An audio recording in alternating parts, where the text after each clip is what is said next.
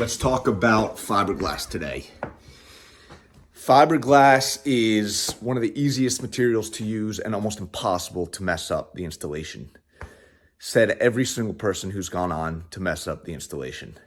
So yes, out of all the materials, it is the easiest to use and install, and it's flexible, and it's definitely very useful, but there is a right way to do things. So let's review that today here in our shop. Got a lot of fiberglass up there, so let's go take a look. So let's head up to our loft here, take a look at what we got going on.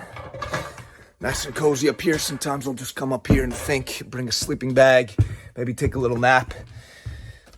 Here we go. So you'll see everything that you need to know about the fiberglass bundle that you are buying and installing right here on this front label. It's on the sides too.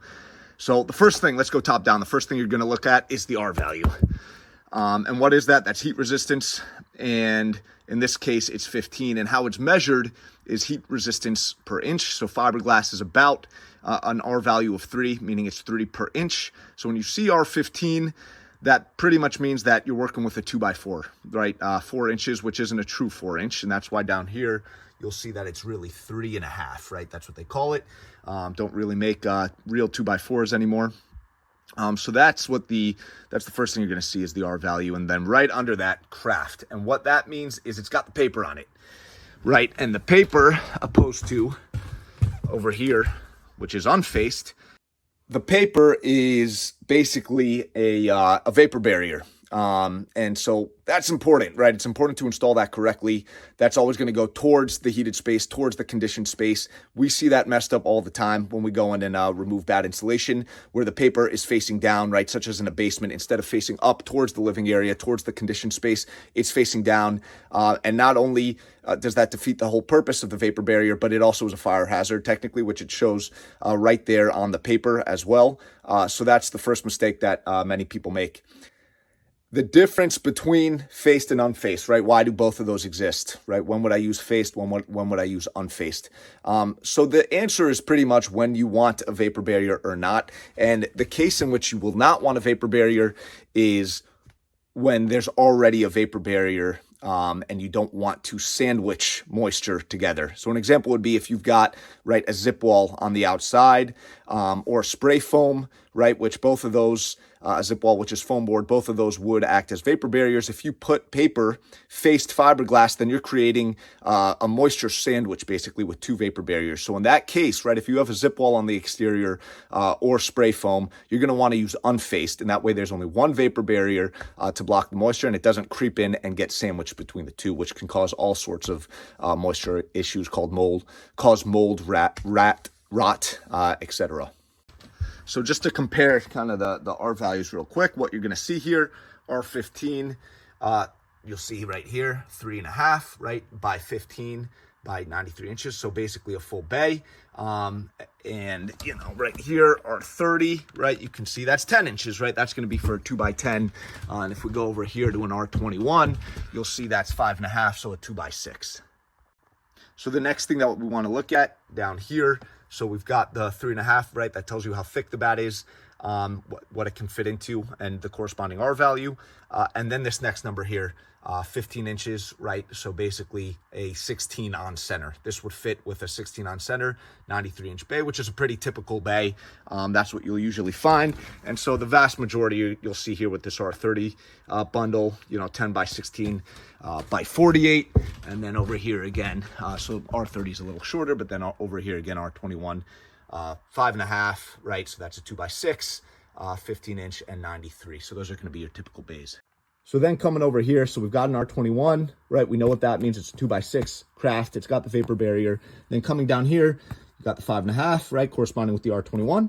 Then see here is a 23-inch. Not to be confused with the 15, right? So this is for a 24 on center bay, which is very important to note, obviously, when you're measuring and purchasing the right batting for your project.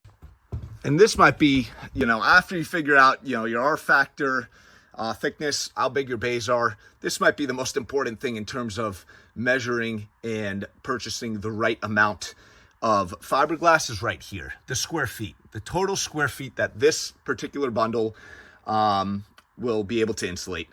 So it's 7 separate batts, right? It shows you that, and then it's 67.81 square feet. So what you're gonna do is simply take your entire square footage, always estimate up, right? You always want to round it up just to be safe, get a little extra, and then you divide your total square footage by the 67.81, and that'll give you how many bundles of, in this case, R21 you need to purchase. In terms of the installation, just a couple tips here, right? It's not rocket science, but a couple things. One, when you're measuring and cutting, always cut about 2 inches bigger than you actually need, because you're gonna fit it in there nice and snug. And when you fit it in there, you wanna kind of bend it inwards, right? Bend it inwards so that it goes into the bay like so. And then this paper on the side that you wanna staple onto the studs.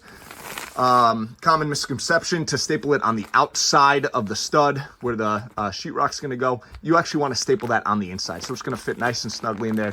Put it in and then staple it with your hammer stapler on the outside.